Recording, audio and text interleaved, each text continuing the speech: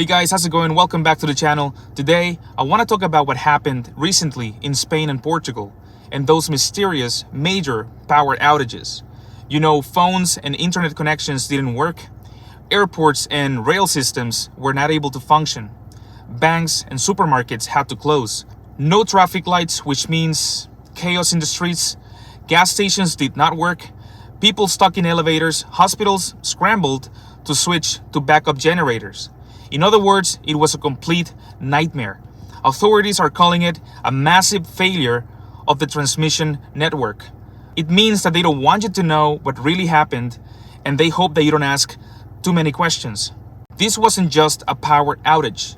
This felt like a stress test, a shot across the bow, a major warning. Now, look, power outages happen all the time. They are not always nefarious. Sometimes it's just bad infrastructure or human error. But this wasn't your run-of-the-mill power outage. This was two entire nations simultaneously losing power just like that, with no warning, no weather event, and no clear mechanical trigger. And let's be real, if this was a cyber attack, would they even admit it? Of course not. Governments downplay these things. Why? Because if they say, yes, someone did it to us, it invites panic. It invites retaliation, and it makes them look weak. So instead, they say vague things like technical malfunction or transmission failure. It was the very same thing that they said during the Ukraine cyber attacks in 2015, and it turned out to be Russian hackers that were messing with Ukraine's power supply. These major blackouts in Spain and Portugal felt a little bit different, and here's where it gets really sketchy. The media barely covered it.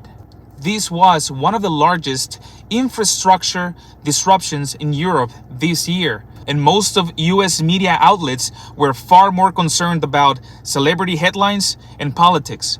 When an entire region loses electricity and internet at the same time and nobody's talking about it, that's not just a power outage. That's an outage of information. Now let's get into the possibilities. Number one, it could have been a cyber attack.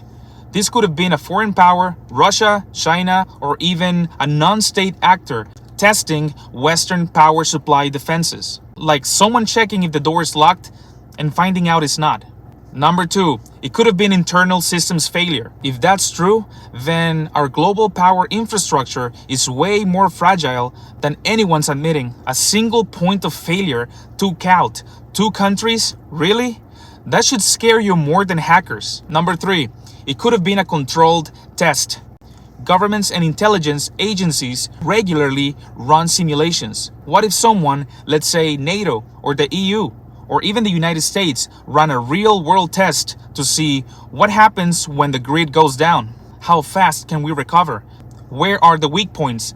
How do people respond? Are they going to admit that? Of course not. Would it make sense strategically? You bet. Spain and Portugal are ideal candidates, stable, low risk, NATO members. If something went wrong, the damage would be contained and the public would move on quickly, which they did.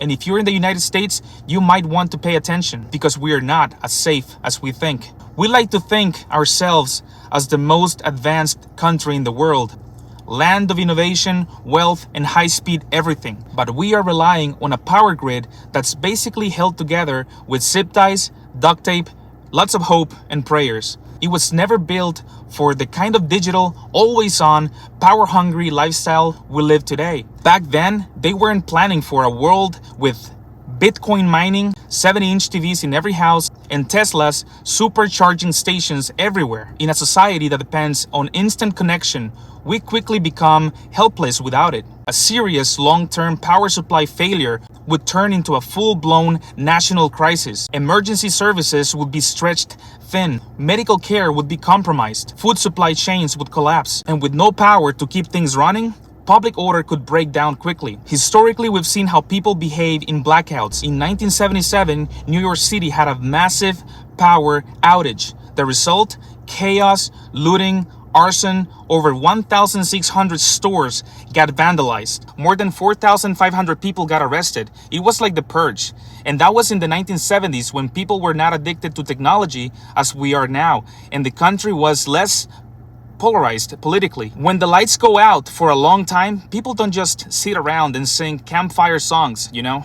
Now imagine that on a national scale, in the age of social media and digital dependency. And yet, we don't talk about it enough because it makes us feel at risk, because it shatters the illusion of control.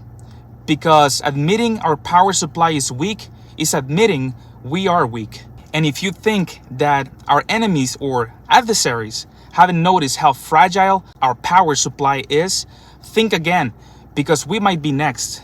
So what do? We prepare, we talk about it, we demand upgrades, we invest in resilience, backup power, decentralized systems, renewable energy with storage, local solutions, not just federal band-aids. And yes, we also get ready ourselves on the personal level. Flashlights, water, food, meds, communication plans, not because we're paranoid, but because we're paying attention. The power grid is not just a convenience, it's our lifeline. And right now, that lifeline is withering away. We either fix it or we wait for the lights to go out and realize too late that we never had a plan. Let me know your thoughts in the comments because I read every single one of them. And as always, thank you for watching. Catch you in the next one, if the lights are still on. Faraway Prepper out.